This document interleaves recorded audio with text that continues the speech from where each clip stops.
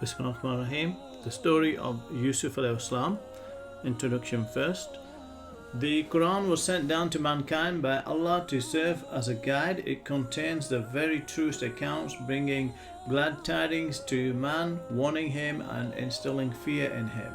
It is a great mercy and the sole divine book. For that reason, it is the Quran that people must read and study above all else.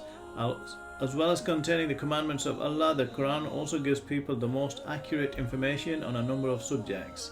Allah teaches us important wisdom in those sections that describe the lives of the prophets of the past.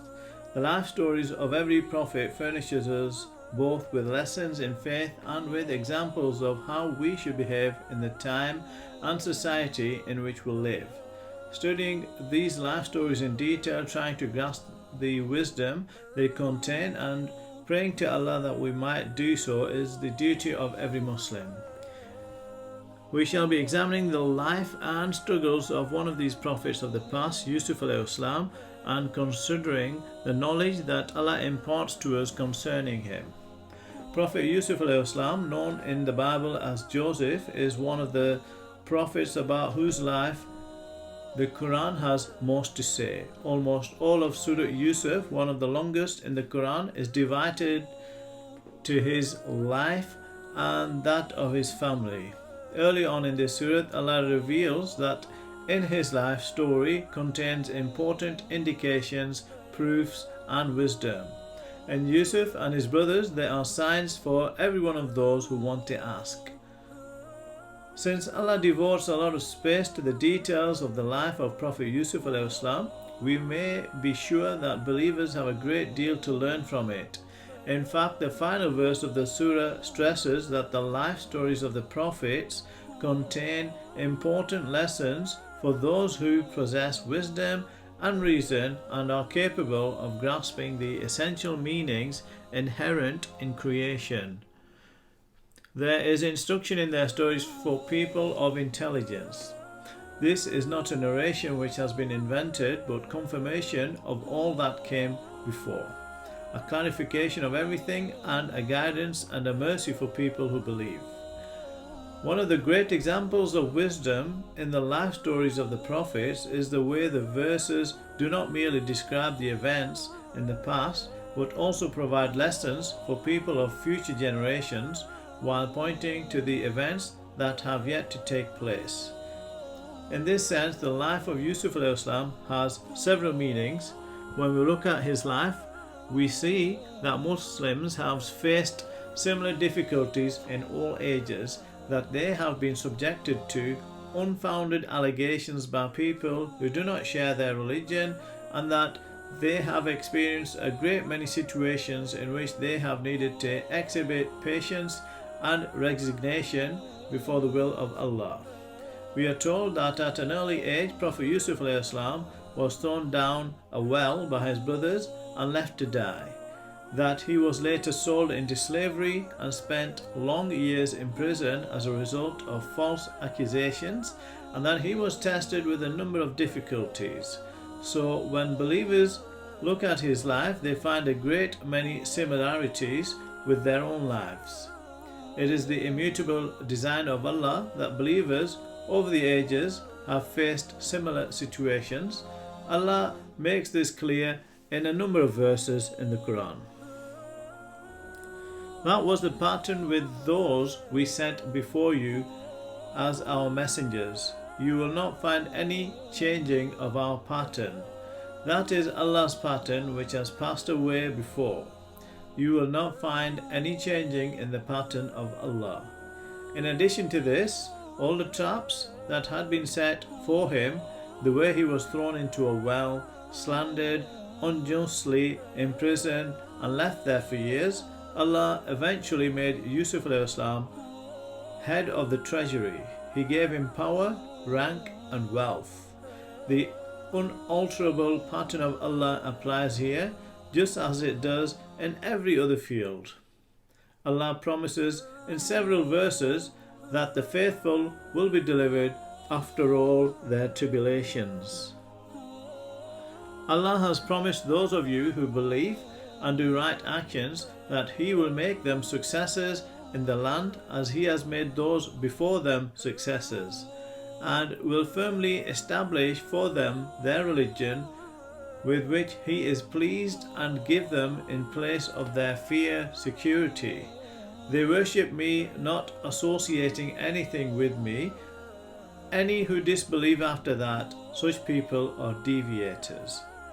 Just as with the other prophets, believers who read the life story of Prophet Yusuf will encounter many glad tidings and learn a great many lessons. That being the case, every believer must read these stories and attempt to grasp the wisdom they contain. A thorough understanding of the life of Prophet Yusuf will provide believers with the kind of insight that will be of use to them in their daily lives and throughout their lives. The history of the prophets. When we examine the history of the prophets, we encounter one striking truth. The great majority of them were descended from the same line. This is revealed in a number of verses in the Quran. Those are some of the prophets Allah has blessed, from the descendants of Adam, and from those we carried with Nuh, and from the descendants of Ibrahim and Israel, and from those we guided and chose. As can be seen from this verse, the superior individuals who were sent as prophets were specially chosen by Allah and called by Him to the true path. It is, of course, an enormous honor to be selected by Allah. The prophets are therefore very worthy individuals, both because they were chosen by Allah and because of their fine, upright natures. After the first prophet Adam ﷺ, the oldest prophet mentioned in the Quran is Nuh ﷺ. As we know, Nuh ﷺ demonstrated great patience and determination in explaining the existence and oneness of Allah to an unbelieving tribe, and when that tribe insisted in their denial, they were drowned in a huge downpour Allah has sent. Only Nuh ﷺ and those believers with him were saved, surviving the downpour by means of the ark they had built, as Allah had promised. Allah praises the Prophet Nuh ﷺ in the Quran. Peace be upon Nuh among all beings. That is how we recompense the good doers. He truly was one of our servants who believed. In another verse, Allah reveals that the Prophet Nuh's line will be enduring. In other words, that it will never die out. Nuh called out to us, and what an excellent responder we are. We rescued him and his family from the terrible plight and made his descendants the survivors. Generations came and went after Prophet Nuh ﷺ, and people again turned from the true path, beginning to worship idols and turning their backs on Allah. At that time, Prophet Ibrahim ﷺ was given the gift of prophethood and charged with calling people back to Allah and the true path. Prophet Ibrahim ﷺ was one of those of the line of Prophet Nuh ﷺ which had remained enduring on earth. Allah reveals this in the Quran in these words. One of the followers in faith was Ibrahim ﷺ. Prophet Ibrahim ﷺ was a most pure and holy man, and one Allah praised. In one verse Allah states, "Who could have been a better religion than someone who submits himself completely to Allah and is a good doer and follows the religion of Ibrahim, a man of pure natural belief." Allah took Ibrahim as an intimate friend. Again, as revealed in the Quran concerning Prophet Ibrahim ﷺ, Ibrahim was forbearing, compassionate, penitent. Ibrahim was a community in himself, exemplary, obedient to Allah, a man of pure natural belief. He was not of one of the idolaters. He was thankful for his blessings. Allah chose him and guided him to a straight path. Or do they in fact envy other people for the bounty Allah has granted them? We gave the family of Ibrahim the book and the wisdom, and we gave them an immense kingdom. And among his descendants were Dawood and Suleiman and Ayub, Yusuf, Musa and Harun, and of Ibrahim, who paid his dues in full. With Prophet Ibrahim ﷺ, there began an uninterrupted line of descent. Although he carried out his role as a messenger to the deniers of Allah with great sincerity and determination, most people around him, with the exception of his relative, Prophet Lut ﷺ, failed to heed his message. At this point, the Prophet Ibrahim ﷺ requested from Allah a pure believer to be his heir and continue to represent the religion of Allah on earth. Allah responded to the Prophet Ibrahim ﷺ's prayer with a miracle, giving his wife a pure child, even though she was old and barren. In this way, Prophet Ibrahim ﷺ became the father of the Prophet Ishaq, who was a distinguished prophet in the sight of Allah, possessed of understanding, faith and God consciousness. In time, Prophet Ishaq ﷺ also had a son and called him Yaqub ﷺ. Both were gifts of Allah to the Prophet Ibrahim ﷺ. When he had separated himself from them and what they worshipped beside Allah, we gave him Ishaq and Yaqub, making each of them a prophet. We gave him Ishaq and Yaqub and placed prophethood and the book among his progeny. We gave him his reward in this world, and in the hereafter he will be among the righteous. Another son of Prophet Ibrahim ﷺ was the Prophet Ismail ﷺ. Together they constructed the first house or place of worship, the Kaaba. The prayer they uttered at this time is recorded in the Quran in these terms. And when Ibrahim built the foundations of the house with Ismail, our Lord, accept this from us. You are the all-hearing, the all-knowing. Our Lord, make us both Muslims submitted to you and our descendants a Muslim community submitted to you. Show us our rights of worship and turn towards us. You are the ever-returning, the most merciful. Allah responded to this prayer and created from the line of Prophet Ibrahim ﷺ a community completely surrendered to Allah. The sons and grandsons of the Prophet Ibrahim ﷺ and their own children were blessed people who included prophets among their number, believed in Allah and lived in accordance with His commandments despite living in a largely pagan environment. The prophets Musa ﷺ, Harun ﷺ, Dawood ﷺ, Suleiman ﷺ, Yaqub ﷺ and Yunus ﷺ, and many more like them were all pure and perfect individuals of the line of Prophet Ibrahim ﷺ. Allah says of the line of the prophets, we gave him Ishaq and Yaqub, each of whom we guided, and before him we had guided Nuh, and among his descendants were Dawood and Suleiman, and Ayub, Yusuf, Musa and Harun. That is how we recompense the good doers. And Zechariah, Yahya, Isa and Ilyas, all of them were among the righteous, and Ismail, Al-Yasa, Yunus and Lut. All of them we favoured over all beings. And some of their forebears, descendants and brothers, we chose them and guided them to a straight path. That is Allah's guidance. He guides by it those of His servants He wills. If they had associated others with Him, nothing they would have been of any use. They are the ones to whom we gave the book, judgment and prophethood. If these people reject it, we have already entrusted it to a people who did not.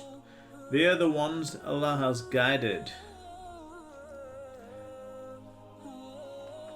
Prophet Ibrahim handed his beliefs to his sons, a process that was repeated by his grandson Yaqub ﷺ Allah describes this in the Quran when his Lord said to him, "Become a Muslim." He said, "I am a Muslim who has submitted to the Lord of all the worlds."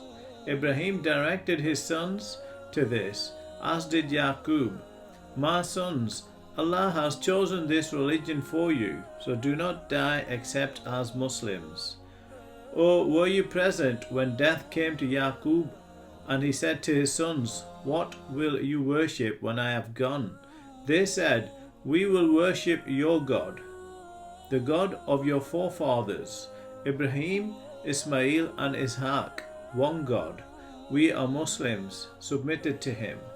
That was a community which has long since passed away. It has what it earned. You have what you have earned. You will not be questioned about what they did. However, being descended from the line of Prophet Ibrahim ﷺ does not, of course, mean that someone will automatically turn to the true path. In the same way that the line has included prophets and devout and God-fearing people, it has also produced those who have failed to grasp the concept of religion or to find the true path. This fact is also revealed in the Quran, speaking, for example, of the line of Prophet Ibrahim ﷺ and his son Prophet Ishaq ﷺ. Allah says, "We showered blessings upon him and upon Ishaq.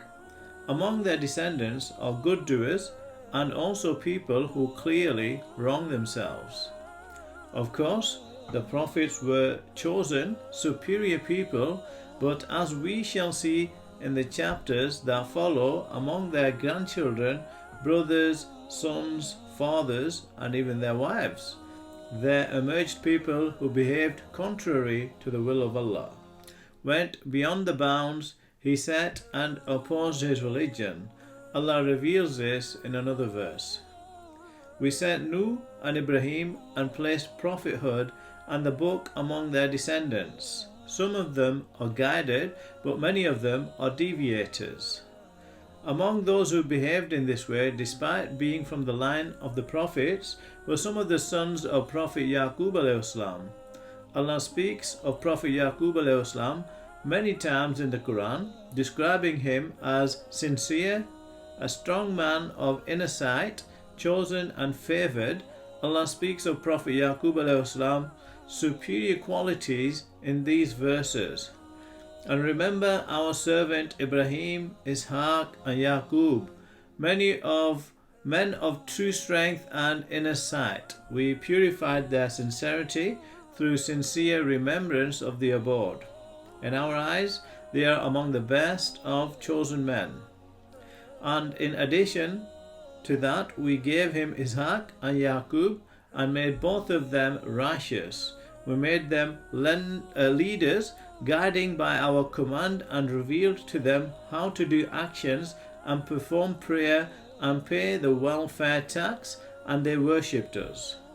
In addition to this, Allah also reveals in Surah Yusuf that Prophet Yaqub ﷺ was a man of knowledge who had special knowledge imparted to him. He, Yaqub, had knowledge which we had taught him, but most of mankind simply do not know. He, Yaqub, said, "Did I not say to you before, I know things from Allah you do not know?"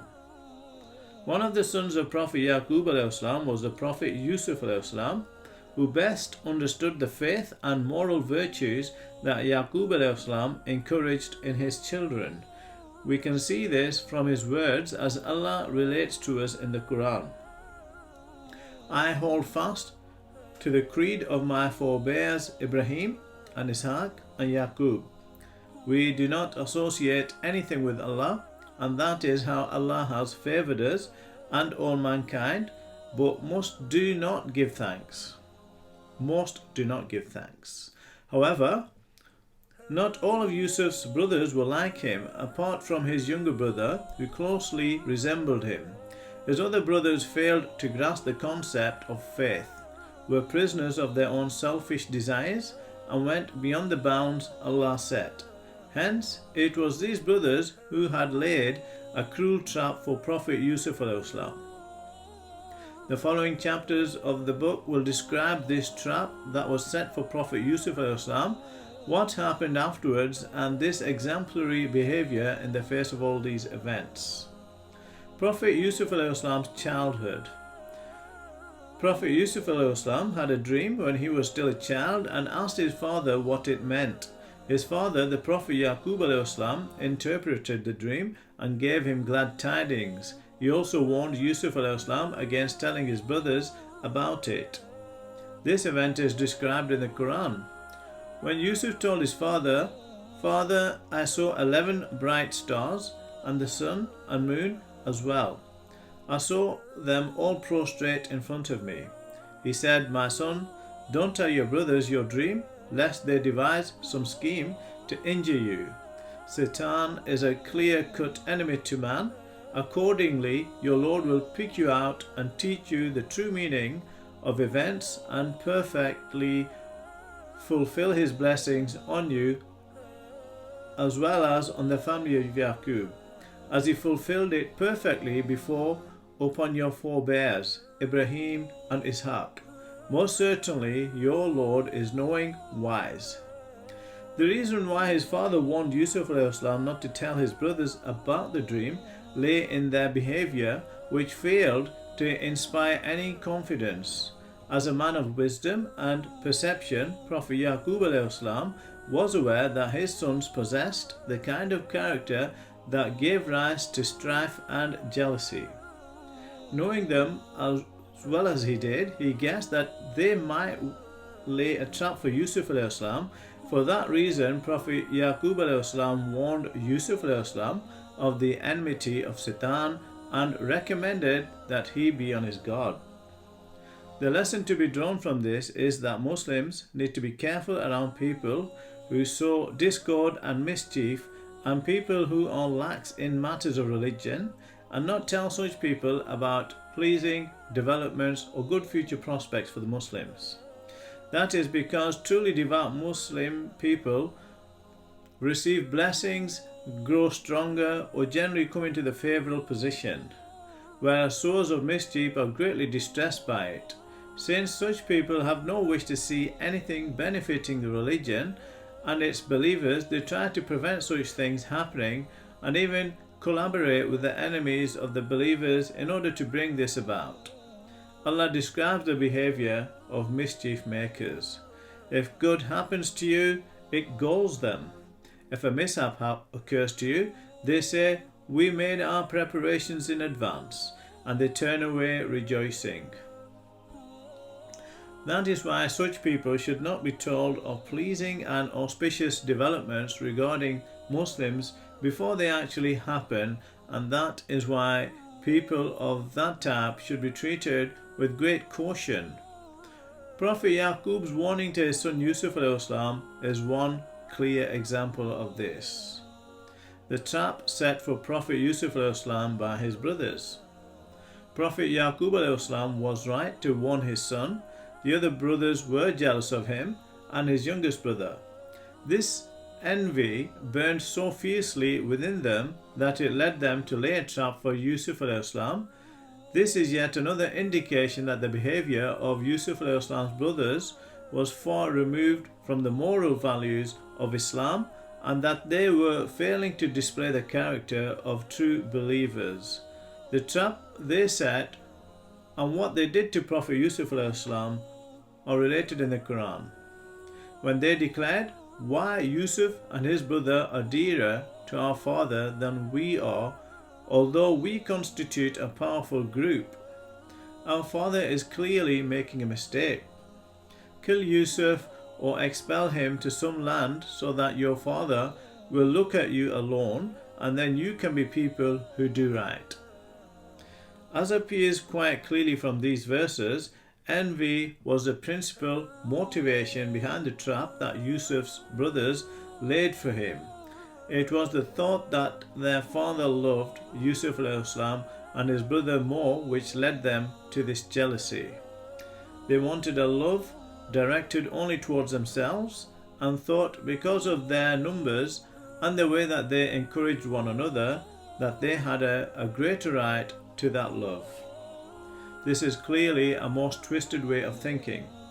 According to the Quran, the real measure of a believer's love is the degree to which it is motivated by God's consciousness. Whoever is most conscious of Allah has most fear of Him, scrupulously remains within the limits of behavior set by Him.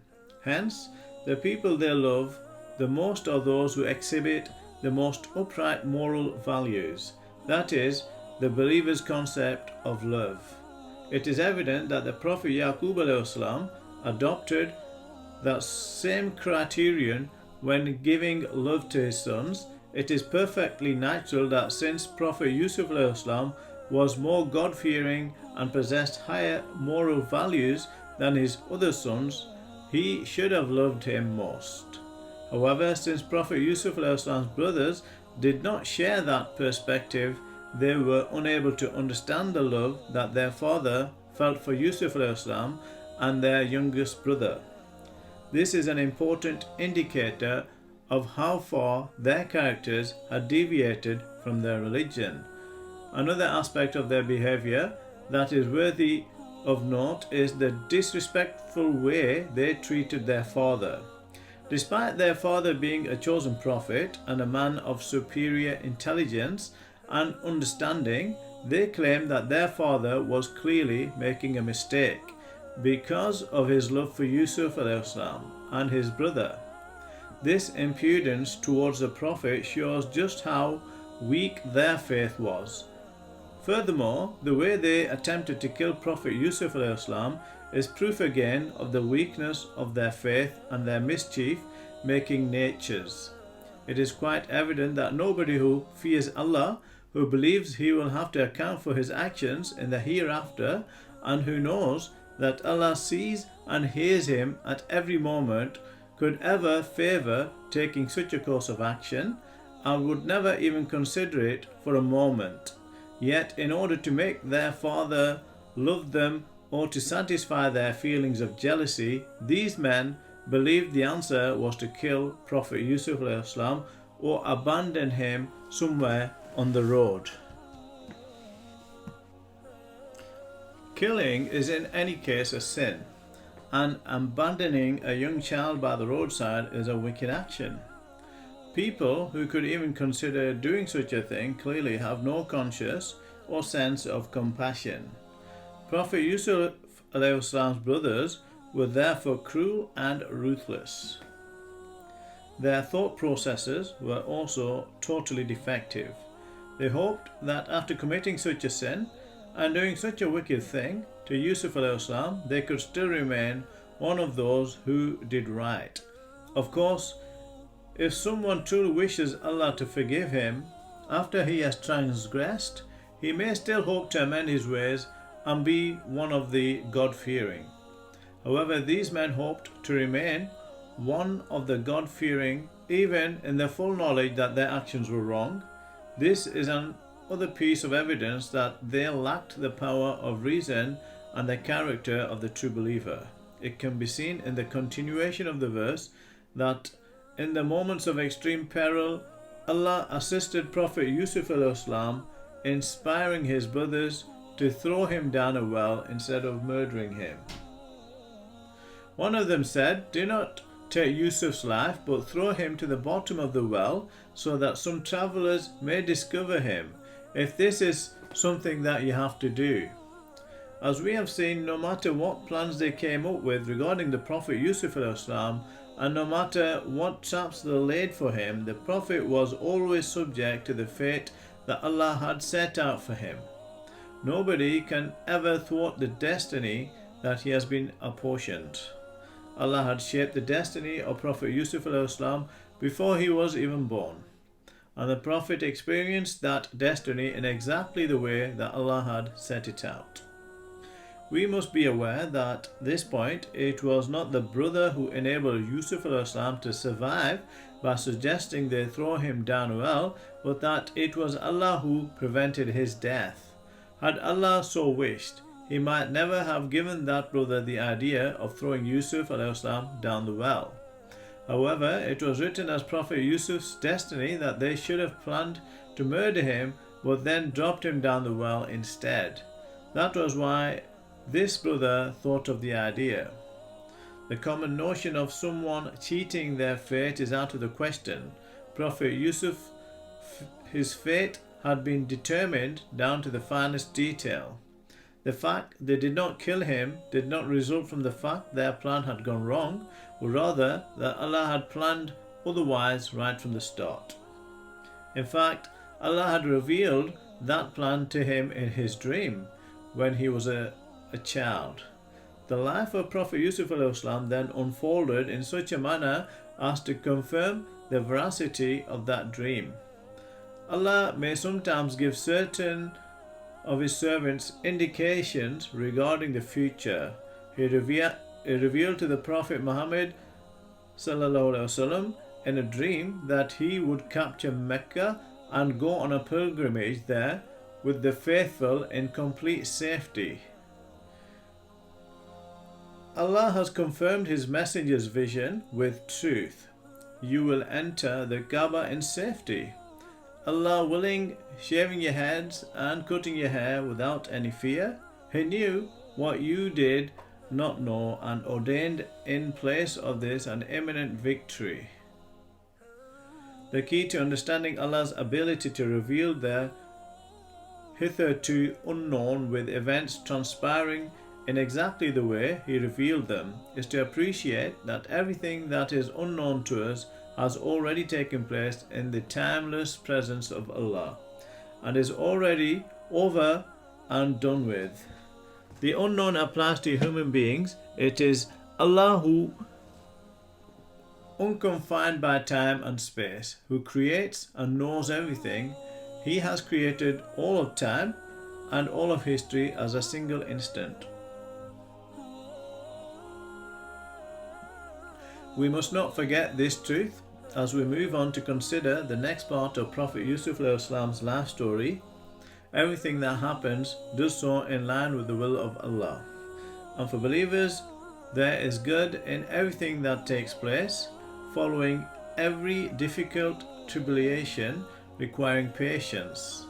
Allah gives well-being and blessings in this world as well as recompense in the hereafter. For that reason, events that appear to be evil from the outside, such as being enslaved, thrown into prison, and slandered, are actually all auspicious for believers. The sly plan of the brothers.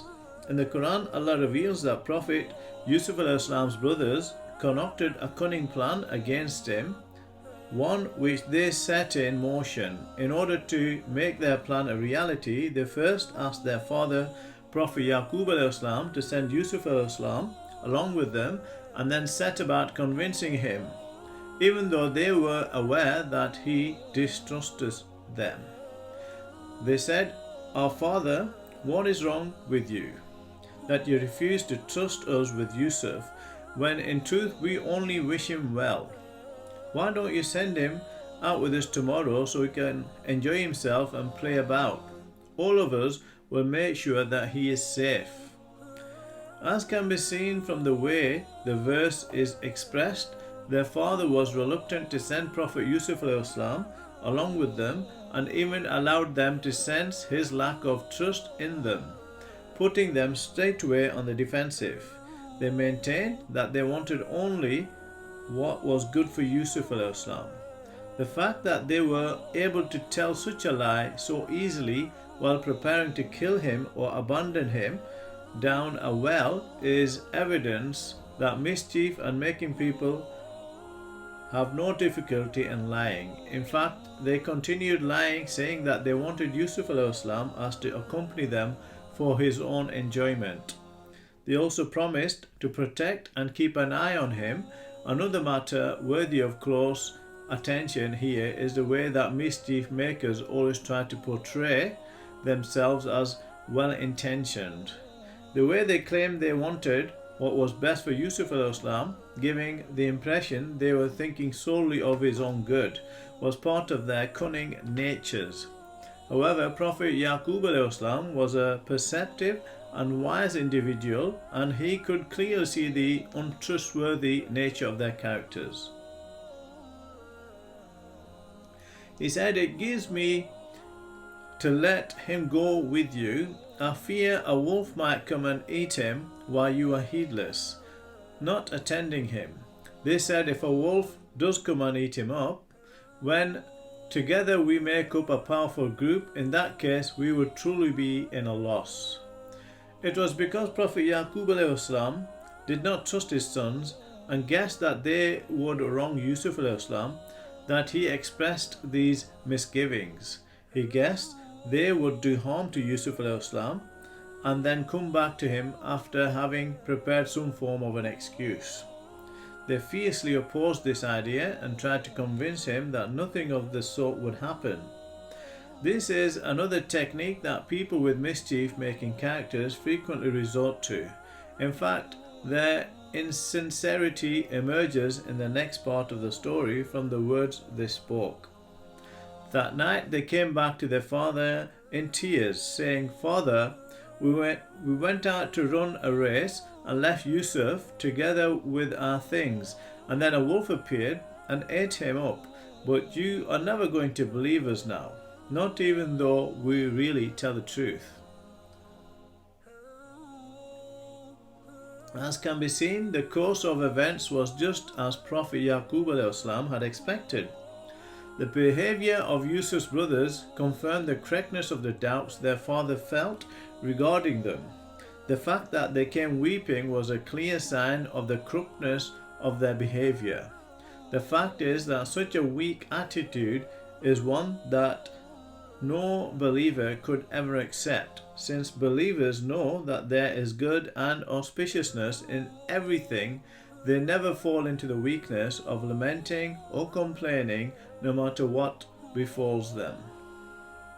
Moreover, the lamentation engaged in by Yusuf's brothers was of the kind that those of a hypocritical character employ. Using tears as a weapon to deceive the other side is one of the mischief maker's cunning techniques. In this way, they try to make other people feel sorry for them and portray themselves as helpless. They try to give the impression that they are trustworthy when they are really nothing of the sort.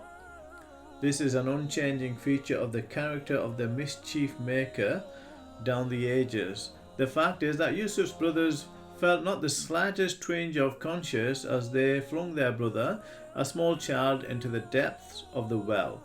Yet when the time came to give an account of themselves, they came weeping into their father's presence. It is obvious that they were quite insincere and their tears were put on. This situation is a means for believers to gain valuable insight when careful attention is paid to the lie the brothers made up about Prophet Yusuf alayhi salam. The concern expressed by Prophet Yaqub alayhi salam is perfectly understandable. His sons had come with excuses just as he himself had said. Prophet Yaqub alayhi salam had clearly expressed his concerns in his earlier words, saying that he was afraid of Yusuf alayhi salam being eaten by a wolf. His sons, true to the character of mischief makers, incorporated that concern into the lie they told to their father after throwing Yusuf alayhi salam down the well. They thought their father might thus be more likely to believe them. The lesson that believers need to draw from this story is to avoid expressing their sincere doubts or concerns within earshot of mischief makers. This is because, as we have seen in this example, they might use the believers' sincere words against them. As can be seen from the continuation of the verse, they were actually aware that their father did not believe them. This situation results from a state of mind that applies not just to the Prophet Yusuf's brothers, but to everyone of a hypocritical nature. Those who set snares for believers feel themselves in a permanent state of guilt. They can't help thinking about their actions, and even mentioning them, they use constructions such as, "You will never believe us," even though we are really telling the truth, which no honest person would ever resort to. This makes their lack of self-confidence perfectly clear, which in turn stems from their inability to display the character and moral values of the believer. In the Quran, Allah gives an example of the mischief maker's false and exaggerated way of speaking. When the hypocrites come to you, they say, "We bear witness that you are indeed the messenger of Allah." Allah knows that you are indeed His messenger, and Allah bears witness that the hypocrites are certainly liars. They have made their oaths into a cloak and barred the way of Allah. What they have done is truly evil. As we have seen, a method of self-defense for mischief makers is to attempt to make their oaths into a cloak. In other words, swearing something is true when it is actually false. Believers, on the other hand, trust one another's words and never feel any doubt. Furthermore, mischief makers are unable to do believers any harm, even if they imagine that they have deceived those believers. Allah describes their situation in this verse. Among the people there are some who say, "We believe in Allah and the last day." When they are not believers, they think they deceive Allah and those who disbelieve. They deceive no one but themselves, but they are not aware of it.